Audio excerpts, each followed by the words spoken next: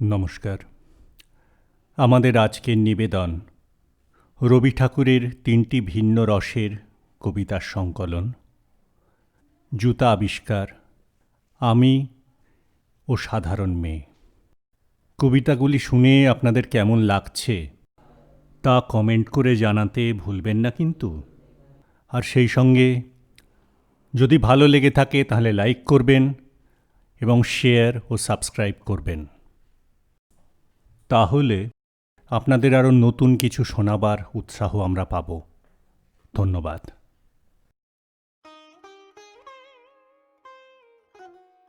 কহিলা হবু, শোনো গো গবুরায়, কালিকে আমি ভেবেছি সারা রাত্র।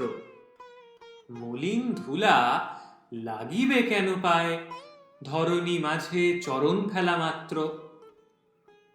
তোমরা শুধু বেতন লহ বাটি, রাজার কাজে কিছুই নাহি দৃষ্টি। আমার মাটি লাগায় মোরে মাটি, রাজ্যে মোর একিয়ে অনার সৃষ্টি। শীঘ্র এর করিবে প্রতিকার, নহিলে কারো রক্ষা নাহি আর। শুনিয়া গবু ভাবিয়া হল খুন, দারুণ ত্রাসে ঘর্ম বহে গাত্রে। পণ্ডিতের হইল মুখ চুন, পাত্রদের নিদ্রা নাহি রাত্রে।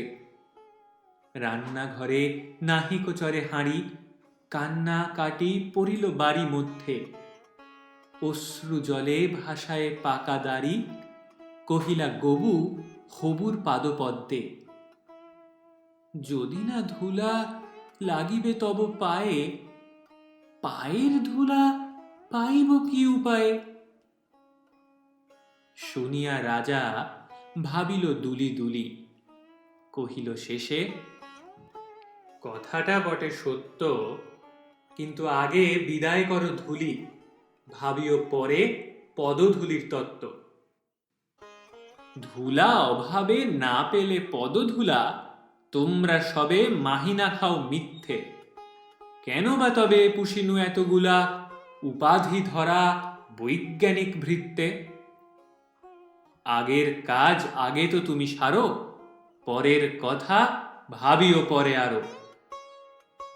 আধার দেখে রাজার কথা শুনি, যতন ভরে আনিল তবে মন্ত্রী। যেখানে যত আছিল জ্ঞানী গুণী, দেশে বিদেশে যতেক ছিল যন্ত্রী।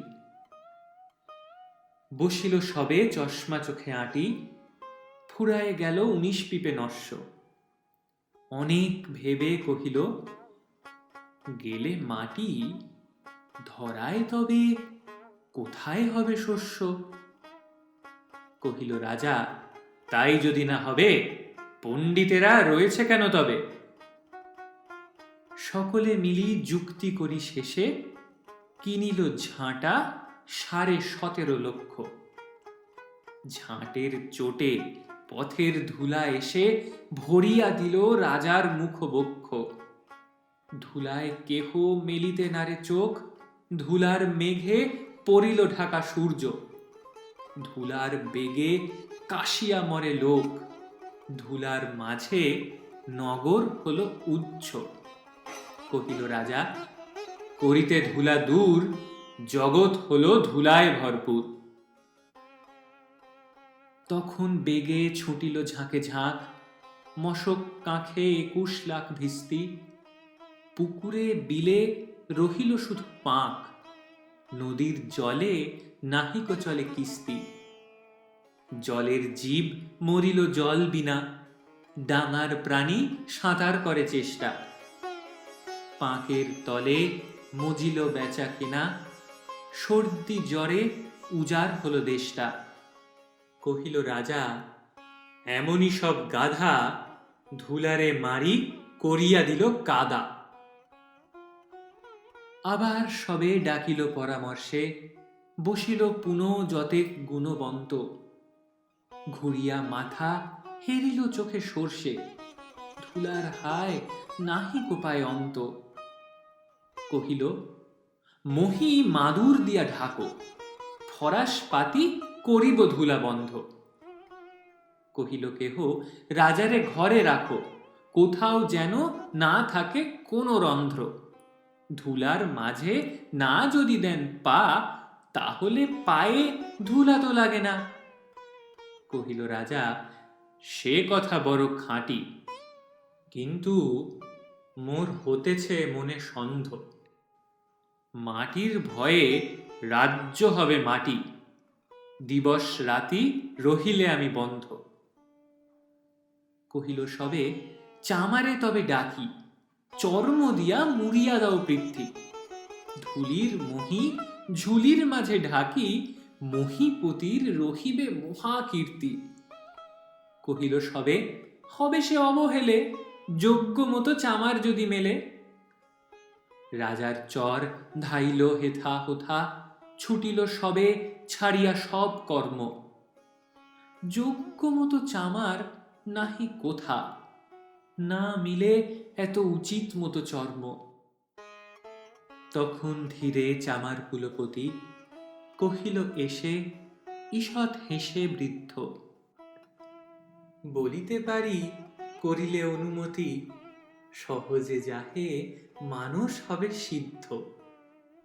নিজের দুটি চরণ ঢাকো, তবে ধরণী আর ঢাকিতে নাহি হবে। কহিল রাজা, এত কি হবে সিধে, ভাবিয়া মোল সকল দেশ শুদ্ধ। মন্ত্রী কহে, ব্যাটারে শুল বিধে কারার মাঝে করিয়া রাখো রুদ্ধ। রাজার পদ চর্ম আবরণে ঢাকিল বুড়া বসিয়া পদপান্তে। মন্ত্রী কহে, আমারও ছিল মনে, কেমনে বেটা পেরেছে সেটা জানতে। সেদিন হতে চলিল জুতা পরা, বাঁচিল গবু, রক্ষা পেল ধরা।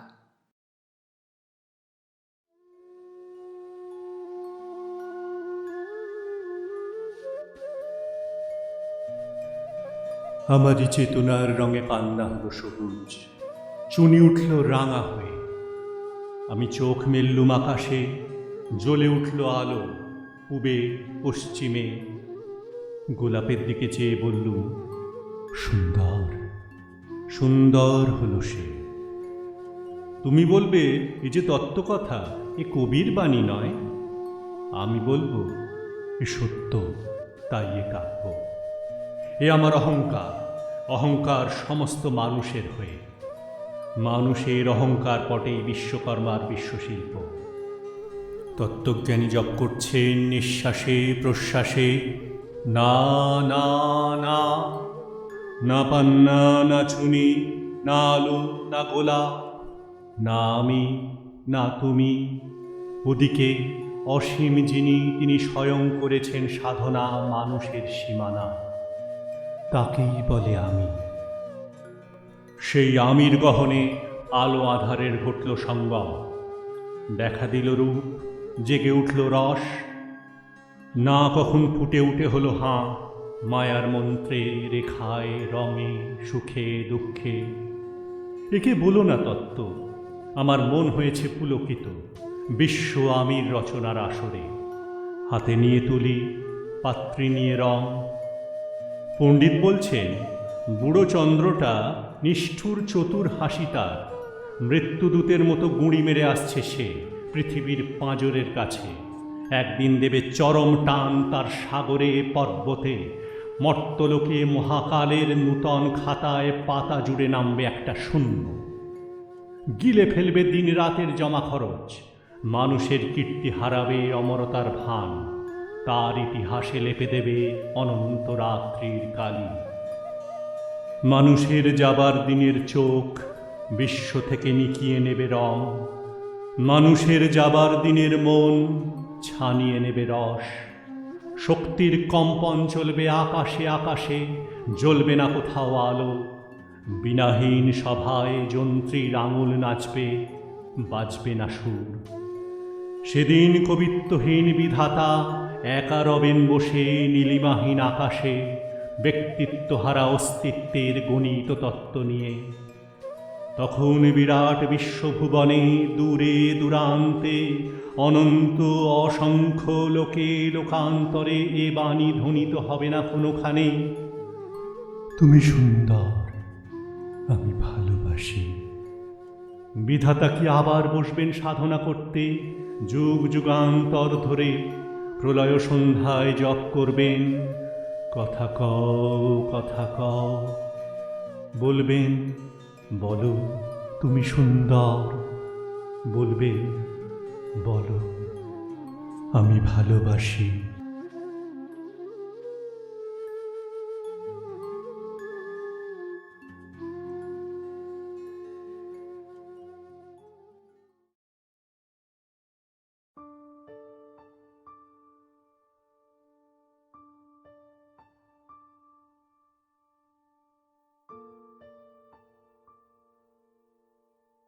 আমি অন্তঃপুরের মেয়ে, চিনবে না আমাকে। তোমার শেষ গল্পের বইটি পড়েছি শরৎবাবু, বাসি ফুলের মালা। তোমার নায়িকা এলোকেশীর মরণদশা ধরেছিল 35 বছর বয়সে। 25 বছর বয়সের সঙ্গে ছিল তার রেশারেশি। দেখলেন তুমি মহোদশয় বটে, জিতিয়ে দিলে তাকে। নিজের কথা বলি, বয়স আমার অল্প। একজনের মন ছুঁয়েছিল আমার এই কাঁচা বয়সের মায়া, তাই জেনে পুলক লাগতো আমার দেহে। ভুলে গিয়েছিলেন অত্যন্ত সাধারণ মেয়ে আমি। আমার মতো এমন আছে হাজার হাজার মেয়ে, অল্প বয়সের মন্ত্র তাদের যৌবনে। তোমাকে দোহাই দিই, একটি সাধারণ মেয়ের গল্প লেখো তুমি। বড় দুঃখ তারও স্বভাবের গভীরে অসাধারণ যদি কিছু তলিয়ে থাকে কোথাও, কেমন করে প্রমাণ করবে সে? এমন কজন মেলে যারা তা ধরতে পারে? কাঁচা বয়সের জাদু লাগে ওদের চোখে, মন চায় না সত্যের খোঁজে। আমরা বিকিয়ে যাই মরীচিকার দামে। কথাটা কেন উঠল তা বলি। মনে করো তার নাম নরেশ। সে বলেছিল কেউ তার চোখে পড়েনি আমার মতো। এত বড় কথাটা বিশ্বাস করব যে সাহস হয় না, না করব যে এমন জোর কই। একদিন সে গেল বিলেতে। চিঠিপত্র পাই কখনো বা। মনে মনে ভাবি, রাম রাম, এত মেয়েও আছে সে দেশে, এত তাদের ঠেলাঠেলি ভিড়, আর তারা কি সবাই অসামান্য? এত বুদ্ধি, এত উজ্জ্বলতা, আর তারা সবাই কি আবিষ্কার করেছে এক নরেশ সেনকে, স্বদেশে যার পরিচয় চাপা ছিল 10-এর মধ্যে। গেল মেলের চিঠিতে লিখেছে লিজের সঙ্গে গিয়েছিল সমুদ্রে নাইতে। বাঙালি কবির কবিতা কলাইন দিয়েছে তুলে, সেই যেখানে উর্বশী উঠছে সমুদ্র থেকে। তারপরে বালির পরে বসলো পাশাপাশি, সামনে দুলছে নীল সমুদ্রের ঢেউ, আকাশে ছড়ানো নির্মল সূর্যালোক। লিজি তাকে খুব আস্তে আস্তে বললে, এই সেদিন তুমি এসেছ, 2 দিন পরে যাবে চলে।